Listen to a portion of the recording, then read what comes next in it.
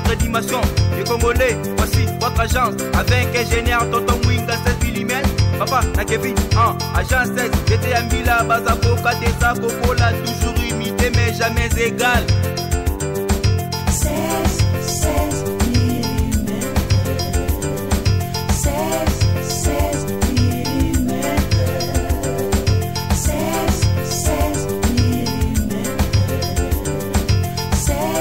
16 mm. Réalisation, clip vidéo, théâtre et cinéma, publicité, documentaire, magazine, reportage mariage, reportage d'aide et émission. 16 mm. Le vouloir n'allait pas suffire, qu'il fallait établir un cadre politique et institutionnel qui soit propice à leur mise en œuvre. Et que, dans le même élan, j'ai formulé le vœu qu'ensemble, dans le cadre de notre coalition, mon prédécesseur et moi-même allions relever les défis qui s'imposaient à nous tous en tant que citoyens de ce beau pays.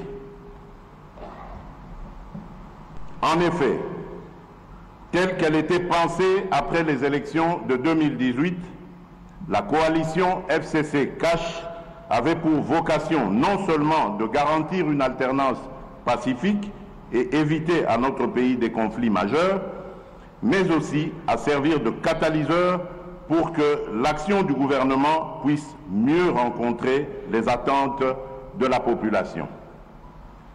Malheureusement, la réalité des faits est que, malgré les efforts que j'ai déployés, les sacrifices que j'ai consentis et les humiliations que j'ai tolérées,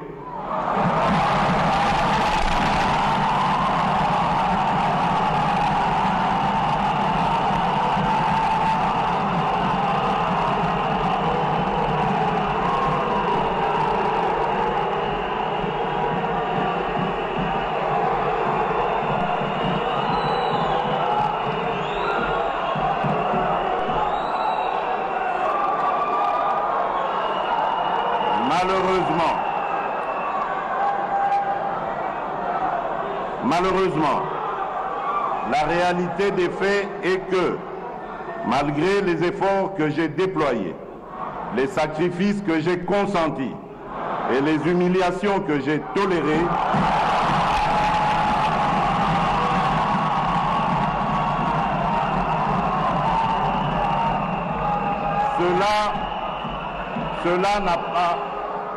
cela n'a pas suffi à faire fonctionner harmonieusement cette coalition. Cela n'a pas non plus empêché l'émergence de difficultés de tous ordres au sein de celle-ci, rendant ainsi aléatoire la concrétisation du changement tant réclamé par notre peuple. Face à cette situation qui menaçait à la longue le fonctionnement normal de nos institutions dont je suis le garant, il me fallait absolument réagir, mieux agir.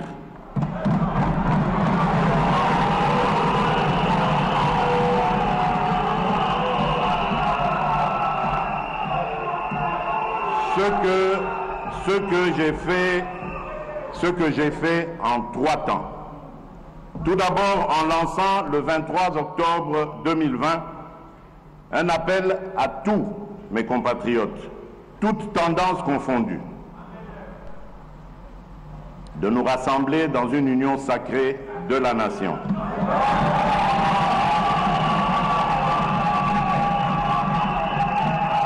Autour de principes, de valeurs et d'actions dédiées au service de la population. Ensuite, en me fondant sur les prérogatives que me confère l'article 69 de notre Constitution, j'ai engagé de larges consultations des forces vives de la nation à travers des leaders les plus représentatifs de la société civile et de la classe politique, afin de recueillir leurs avis et éventuelles recommandations sur les solutions de sortie de crise. Enfin, par mon message à la nation du 6 décembre dernier, j'ai rendu public les décisions que j'avais prises, enrichies par les apports de différents groupes et personnalités consultées. En effet, comme cela est ressorti dans mon dernier message à la nation, j'ai noté une forte convergence entre la très grande majorité des partis consultés et moi-même sur la nécessité de rompre avec une coalition FCC-Cash devenue paralysante pour l'action du gouvernement.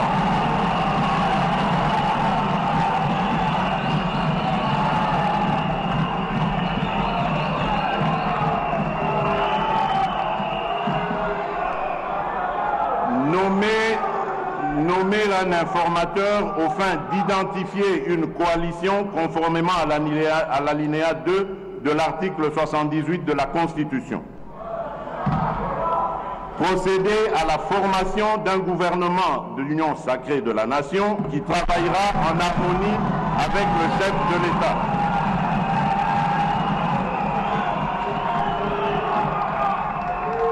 Mettre en œuvre les réformes issues des consultations, dont la plupart sont les mêmes que celles voulues par le président de la République et contenues dans le programme du gouvernement. C'est le lieu ici de rendre un vibrant hommage et mérité à vous, honorables députés et sénateurs, de toute tendance politique, qui avez participé activement à ces consultations où vous vous êtes approprié des résultats et décisions qui en ont découlé en vous inscrivant dans la dynamique de travailler avant toute chose, dans l'intérêt du peuple dont vous êtes les représentants. Comme je n'ai cessé de vous le rappeler, vous avez un rôle à jouer pour aider à corriger les excès du passé, à implémenter un nouveau code, un nouveau mode de gouvernance et à veiller à ce que nous ayons un Congo pacifié, plus efficace, plus démocratique et surtout plus solidaire. C'est pourquoi la mission du nouveau bureau sera de se pencher sur la revalorisation de la mission parlementaire, tout en veillant bien sûr à un meilleur traitement des députés.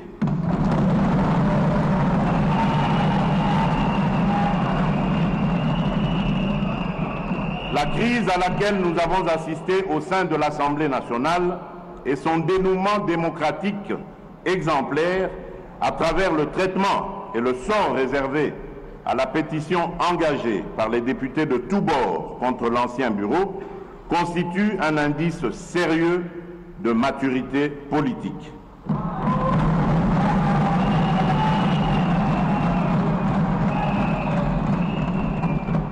Ce fait tend à démentir une certaine doxa populaire qui soutient encore que le sort de notre pays ne peut s'inscrire que dans le sang, la violence, les rébellions, les assassinats et autres coups d'État. Le moment est donc venu de comprendre qu'il n'y a d'alternative à la construction démocratique que dans la paix et la concorde nationale, aussi laborieuse soit-elle.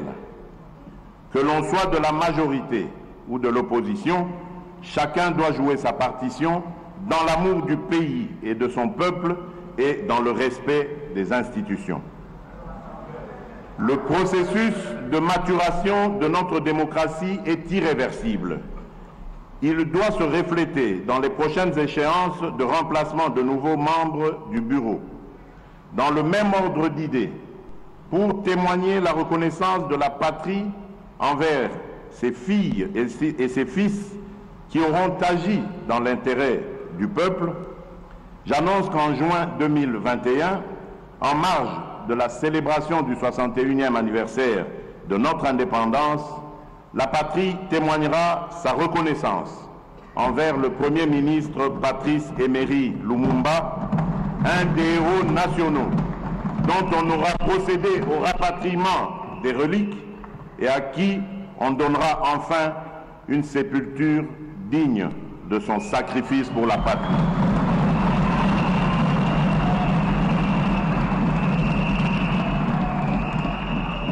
Honorables députés et sénateurs, un autre événement déterminant qui a marqué un tournant décisif dans la vie nationale et a rendu indispensable des actions de courage reste sans nul doute l'apparition dans notre pays de l'épidémie de coronavirus Covid-19 qui met en danger la santé de nos populations déjà fortement vulnérables de suite de l'accès insuffisant à la santé, à l'eau, à l'électricité et en proie à d'autres maladies et épidémies.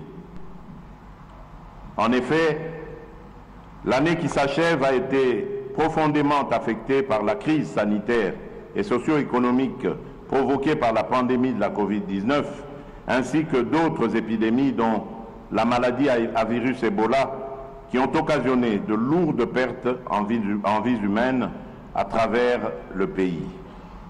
Il sied de rappeler que pour mettre la population à l'abri de toute propagation de la contamination au coronavirus, j'ai immédiatement mis en place des mesures pour contenir sa progression.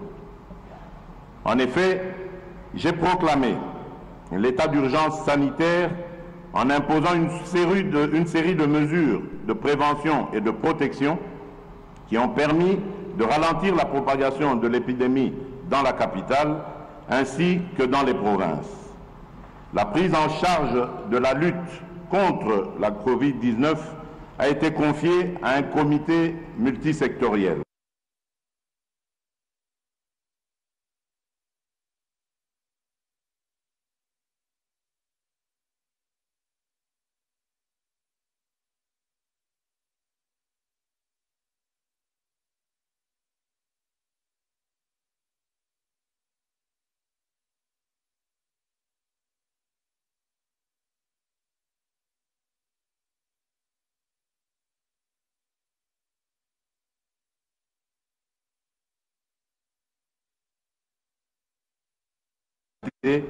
Par les experts nationaux et internationaux intégrant la vaccination, la prise en charge des cas et la surveillance de la maladie. De même, les interventions du gouvernement et de ses partenaires ont permis de réduire à 40% la mortalité pour cause de choléra. En revanche, l'on doit constater que notre pays continue à faire face à la pandémie de Covid-19, dont le premier cas a été détecté en mars 2020.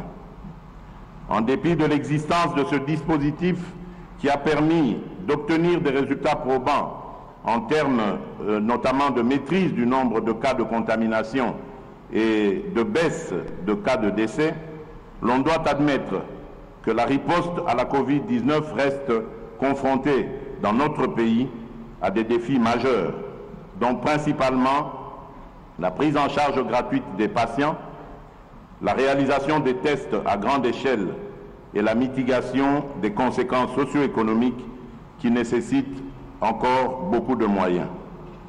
À cela s'ajoute le déficit de structures de santé capables de répondre à une épidémie à grande échelle, les besoins en ressources humaines de pointe, ainsi que la gestion de transport des malades.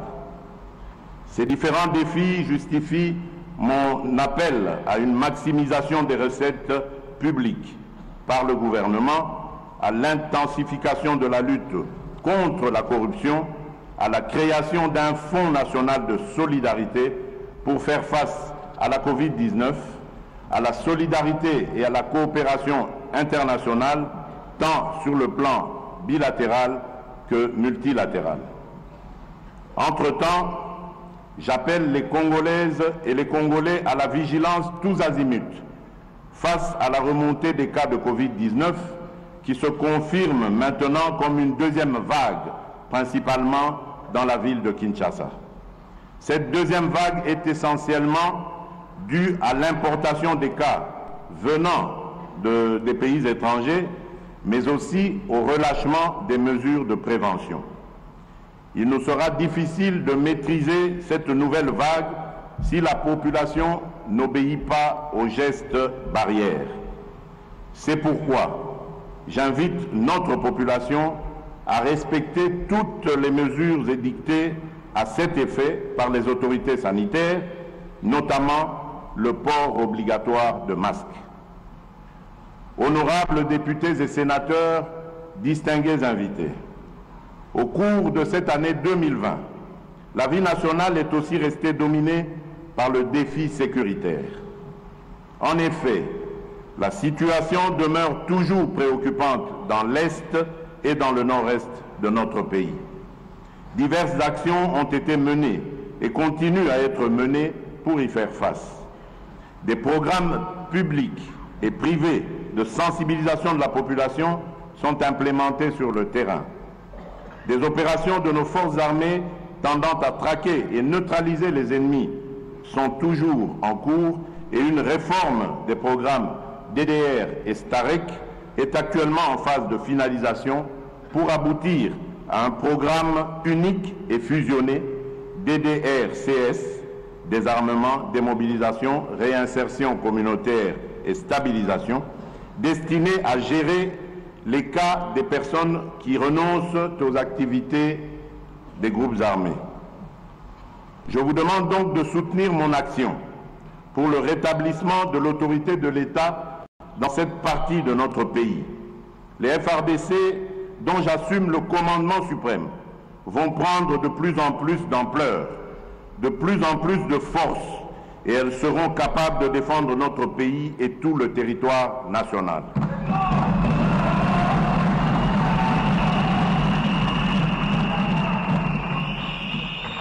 Tous ces efforts fournis et d'autres qui le seront au cours de la nouvelle année ne visent qu'à redonner à notre armée et à notre police une capacité offensive et dissuasive indispensable à garantir la paix et à protéger notre patrie. Dans cet effort, nous bénéficions du concours de la MONUSCO, de la FIB, la Brigade rapide d'intervention, et de nos partenaires bi- et multilatéraux à qui j'adresse tous mes remerciements pour le soutien financier, logistique, technique et opérationnel. Dans cette optique, je signale qu'au cours de cette année 2020, notre pays vient de formaliser la reprise de la coopération militaire avec les États-Unis d'Amérique, matérialisée par la signature d'un mémorandum d'entente. Dans le même ordre d'idées, j'annonce la création d'une école de guerre en République démocratique du Congo l'année prochaine.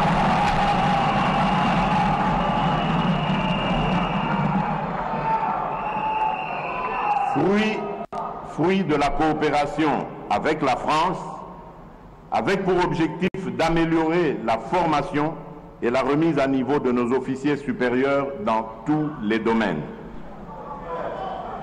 De même, je signale que les travaux de construction de l'Académie de police et du ministère de la Défense sur financement de l'Union européenne vont commencer au début de la nouvelle année 2021.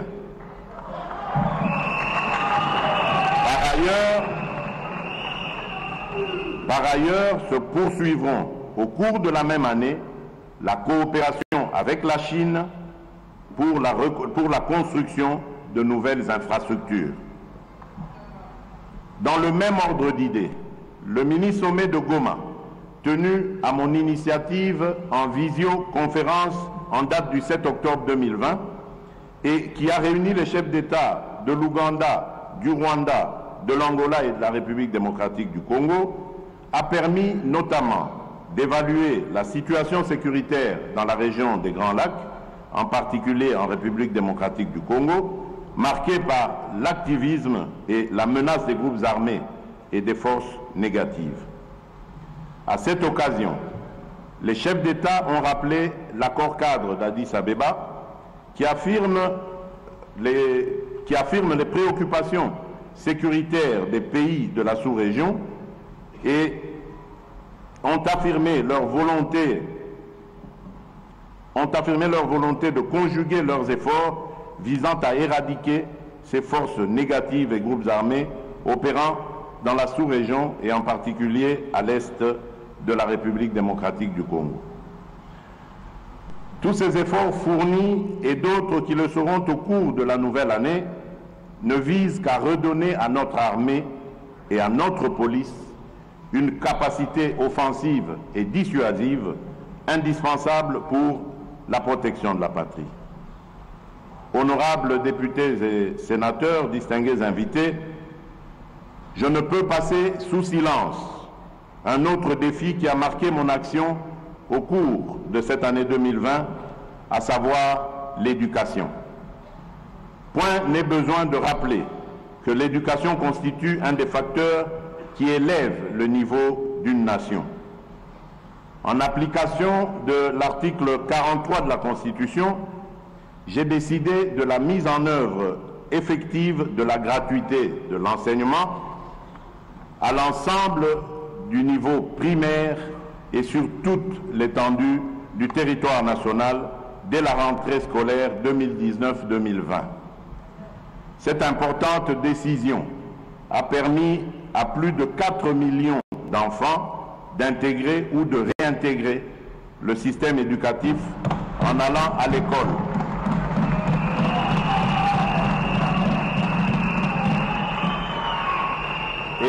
Et de réduire de manière substantielle les charges des parents pour l'éducation de leurs enfants.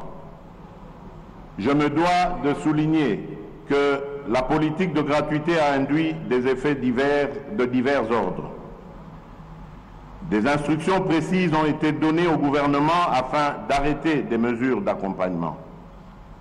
Il s'agit notamment de la prise en charge par le Trésor public des salaires de 230 536 enseignants non payés, l'allocation des frais d'accompagnement, l'allocation des frais de fonctionnement aux écoles primaires publiques de Kinshasa et de Lubumbashi, jadis non bénéficiaires, le réajustement des salaires de tous les enseignants en ramenant le salaire de l'enseignant le moins payé à l'équivalent de $100, l'octroi des indemnités de logement et de transport aux enseignants des villes et chefs-lieux des provinces administratives, le réajustement des frais de fonctionnement aux écoles primaires publiques et aux bureaux gestionnaires, l'acquisition et la distribution des manuels scolaires et matériels didactiques, la construction de quelques nouvelles salles de classe, la prise en charge depuis octobre dernier de 58 735 enseignants nouvelles unités du primaire.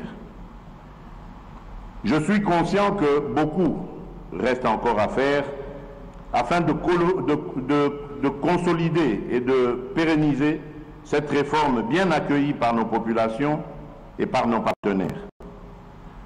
Considérant que l'éducation est le moteur de développement d'un pays, je m'engage à ménager aucun effort pour que les réformes fondamentales retenues dans la stratégie sectorielle de l'éducation et de la formation 2016-2025 soient mises en application. Ainsi donc, au fur et à mesure que la mobilisation des recettes publiques va s'accroître, la quote-part du budget alloué à l'éducation s'améliorera conséquemment. Honorables députés et sénateurs, distingués invités, dans le registre des réformes que je porte, je voudrais mentionner aussi le défi de la desserte en électricité et en eau potable au profit de notre population. Le triste constat, largement partagé aujourd'hui, est que cette desserte reste insuffisante et faible. Cette situation de fait est d'autant inacceptable que l'immensité et la diversité des sources et des ressources énergétiques et hydrauliques de la République démocratique du Congo sont quasiment sans limite. Ce déficit est dû à l'incapacité par le passé à anticiper les exigences de la démographie galopante d'aujourd'hui et la multiplication de nos cités et de nos villes qui ont fini de prendre de court nos infrastructures insuffisantes et vieillissantes. Comme je le répète souvent, nous devons rompre avec la culture du potentiellement riche pour s'inscrire dans la logique de la réalisation effective et efficiente de nos potentialités. C'est fort de cette conviction qu'a été organisé du 20 au 22 août 2019 le Forum de Matadi sur l'énergie, mère du développement rapide et de la modernité bien comprise. De ce forum est sortie l'option volontariste que l'énergie devrait être considérée comme une priorité du quinquennat en cours. Cette annonce tirait son réalisme des lois numéro 14/011 du 17 juin 2014 sur l'électricité et numéro 15/026 du 31 décembre 2015 sur l'eau, qui ont révolutionné notre gestion passée dans ces deux domaines désormais libéralisés. C'est toujours grâce à cette conviction que j'ai encouragé certaines réalisations. Par exemple, à Kinshasa, dont la grandeur et la densité comptent parmi les plus grandes dans notre pays, dans notre continent et dans le monde. 2 nouvelles usines de production d'eau potable sont actuellement en construction pour résorber le déficit. Il s'agit de l'usine de Lembaïmbou, dont la production finale sera de 220 000 mètres cubes par jour, et de celle de Mbiza Ozone, qui, elle, en produira à terme 300 000 mètres cubes par jour. Par ailleurs, la réhabilitation du captage de Ndjili ramènera au réseau quinois 330 000 mètres cubes par jour supplémentaires. Ce qui se fait à Kinshasa se fait également, toute proportion gardée, dans nos provinces, où l'existant est entretenu et réparé, où les nouvelles structures de production et de distribution sont projetées ou en construction, et même où les forages, les adductions d'eau et les bornes fontaines sont installées pour répondre aux besoins de nos populations. S'il s'observe un tel dynamisme dans le domaine de l'amélioration de la production et de la distribution de l'eau potable, celui-ci est encore plus notable dans le domaine de l'électricité, où l'application de la loi de la libéralisation ne pose pas un problème. Pour ce qui est du projet Grand Inga, les financements sont en passe d'être bouclés avec plusieurs développeurs et off-takers. Il est évident que quand ces ouvrages seront totalement opérationnels, la République démocratique du Congo reprendra son rôle de leader africain de l'énergie pour le bien-être de toutes ses populations et même du continent. À ce jour, j'ai l'avantage de vous annoncer que l'autorité de régulation du secteur de l'électricité, ARE en sigle, et l'Agence nationale d'électrification et des services énergétiques en milieu rural et périurbain, ANSER en sigle, sont pleinement opérationnels depuis la désignation de leurs animateurs. L'ARE veillera à ce que la libéralisation du secteur de l'électricité se déroule aussi bien, efficacement que dans l'ordre. Tandis que l'ANSER, qui est une première, s'occupera enfin de l'électrification de nos villages qui n'auront été que très oubliés jusqu'ici. La stratégie choisie est de trouver rapidement des moyens pour la construction des micro- et mini-centrales hydroélectriques et solaires, de manière à fournir de l'énergie aux principales grandes agglomérations et aux chefs-lieux de tous nos territoires. Bientôt, il en sera également ainsi pour la loi sur l'eau dont les mesures d'application ont fini d'être examinées au niveau du gouvernement. Honorables députés et sénateurs, distingués invités, l'un des points déterminants dans le parachèvement de la réforme des entreprises publiques et la mise en œuvre effective des établissements publics susvisés est la revisitation du monopole dont jouissaient hier encore la SNEL et la Régie des eaux. Ces deux entreprises publiques, devenues des sociétés commerciales, paraissent insuffisamment outillées pour continuer à desservir notre population devenue plus nombreuse à travers toute la République. Cette importante réforme dans les secteurs de l'électricité autorise dorénavant tout opérateur remplissant les conditions prévues par la loi à investir dans l'un de ces domaines. Je nourris la conviction que l'aiguillon de la concurrence dans le secteur non seulement accroîtra la production, mais aussi occasionnera une baisse conséquente des prix. Honorables députés et sénateurs, distingués invités, un autre défi qui a retenu mon attention au cours de cette année 2020 est celui qui touche à l'environnement. En effet, à l'instar des autres pays du monde, la République démocratique du Congo fait face aussi à trois défis environnementaux: le changement climatique, l'érosion de la biodiversité et le changement d'utilisation des sols et de l'eau. Parmi les initiatives prises pour apporter des solutions à ces problèmes, j'ai mis en œuvre un ambitieux programme intitulé « Jardin scolaire pour 1 milliard d'arbres » en vue de la reconstitution du couvert forestier du pays. À cet égard, j'ai instruit la finalisation du tout premier document de politique forestière nationale devant jeter les jalons de la révision du Code forestier.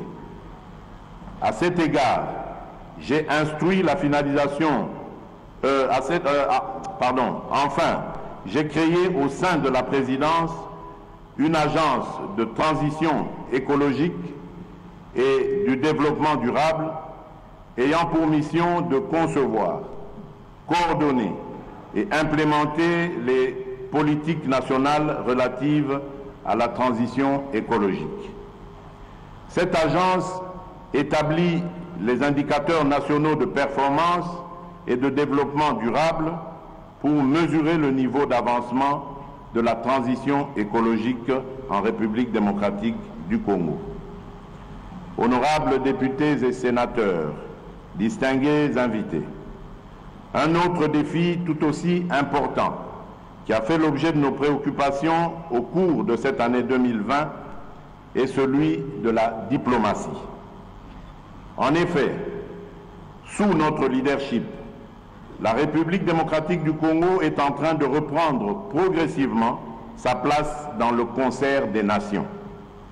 Le 9 février de cette année 2020, en marge de l'ouverture des travaux de la 33e session de l'Assemblée générale de l'Union africaine, j'ai été élu vice-président pour 2020 et président de cette organisation régionale en 2021.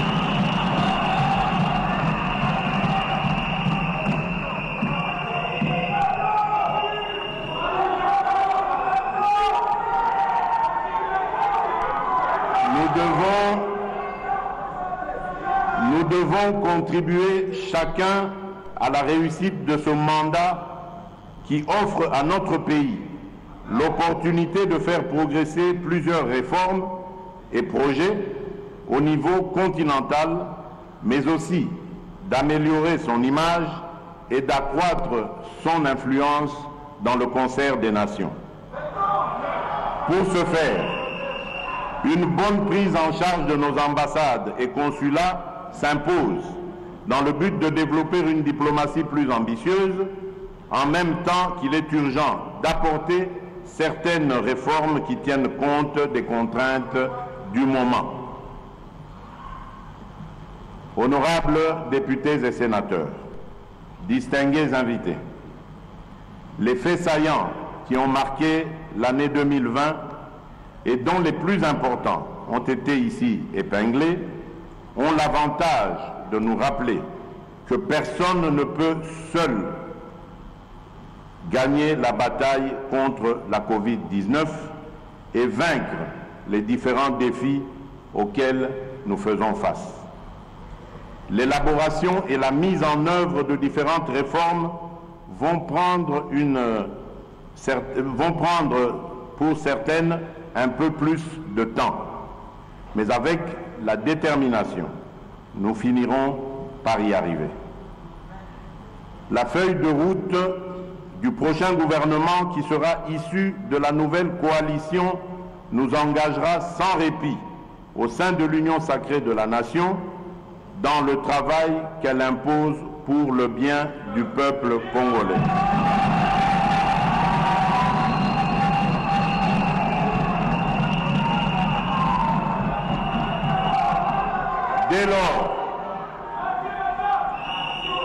Dès lors, travaillons tous ensemble, dans la concorde, sans exclusion aucune, pour mettre fin à cette pandémie, pour mettre en place des systèmes de santé résilients, à même de protéger nos peuples à l'avenir et pour bâtir notre pays.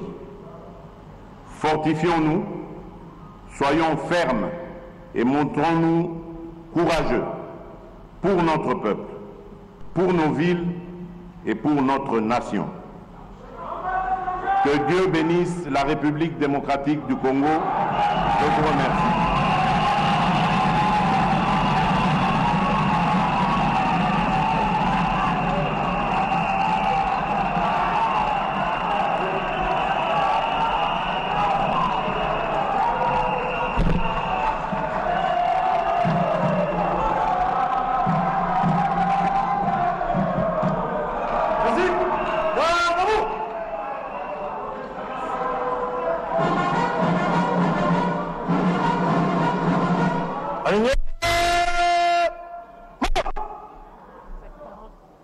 Gardez-vous.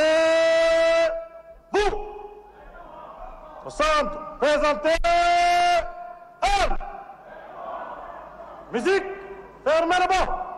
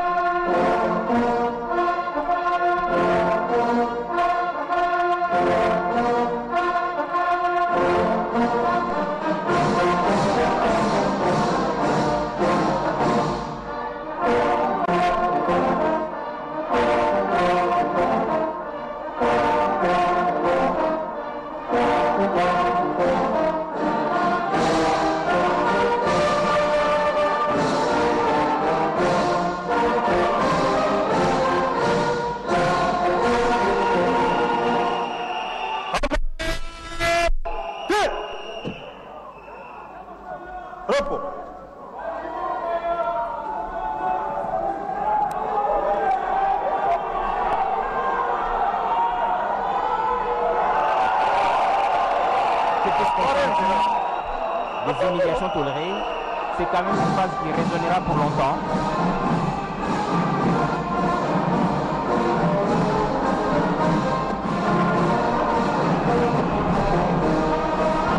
Le président de la République, Giscard d'Estaing, qui quitte la salle de congrès après son discours sur l'état de la nation. Qu'est-ce qu'on peut retenir de ce discours, Giscard d'Estaing? Débuté à 13h30 heure de Kinshasa, ce discours vient de se terminer à 13h45 minutes, pardon, à 14h15 minutes. 45 minutes de grand oral au cours duquel le président de la République a commencé comme en 2019, d'abord par rendre grâce à Dieu pour cette grâce qui lui donne de pouvoir se présenter devant les deux chambres du Parlement. Le président de la République a commencé par rappeler l'engagement qu'il avait pris ici même dans ces locales il y a une année par rapport à sa politique de gouvernance, et il a reconnu ces déficits de gouvernance qui l'a amené aujourd'hui à prendre un tournant au niveau de la politique, rompre avec l'Alliance et donner au Congo un nouvel espoir à travers l'union sacrée de la nation pour laquelle on attend le gouvernement dans les prochains jours. Le président de la République, revenant sur les faits marquants, est allé secteur par secteur, de la sécurité jusqu'à la diplomatie en passant par la santé. Bref, aucun aspect, et par devoir de redevabilité, le président de la République a donné quelques faits marquants. On retiendra par exemple dans le domaine de la santé les efforts entrepris par lui pour venir à bout de la maladie de la Covid-19, même si le président de la République reconnaît quelques défis importants pour juguler définitivement cette maladie. Dans les domaines de la diplomatie, le président de la République a fait mention de ses retours de la RDC dans les Giron des Nations avec son élection comme premier vice-président de l'Union africaine d'abord et puis président de l'Union africaine. Il sera investi en février 2020. Dans les domaines sécuritaires, des efforts qui ont été déployés dans l'est du pays, toutes les mesures prises par lui ont été également épinglées. Dans les domaines sociaux, la desserte en eau et en électricité, le président de la République reconnaît également le faible déficit, mais il y a deux projets ambitieux qui redonnent de l'espoir avec la construction de deux infrastructures au niveau de l'Embaïmbou et de l'Ozone. C'est sûr que l'eau va couler finalement, comme les gens le souhaitent, au niveau des robinets de nos familles. Et les projets INGA, en ce qui concerne l'électricité, toutes les études prospectives sont dans leur phase finale. Le président de la République a terminé par ces mots d'espoir pour dire que nous partons, l'espoir est permis et qu'il a beaucoup d'espoir également, beaucoup de poids et de responsabilités au niveau du gouvernement de l'Union sacrée qui est attendu. Le président de la République a félicité les députés et sénateurs pour leur maturité avec tous les derniers événements relatifs au renouvellement du bureau de l'Assemblée nationale. C'est la preuve, a-t-il dit, qu'on a atteint le niveau de la maturité politique qu'il faudra renforcer. Voilà Blaise Bokokia en liminaire quelques lignes de ce grand oral du président de la République en 45 minutes devant députés et sénateurs. Merci. Et déjà, tout à l'heure, vous preniez la parole, mais il y avait une visite qui vous a interrompu. Vous alliez dire?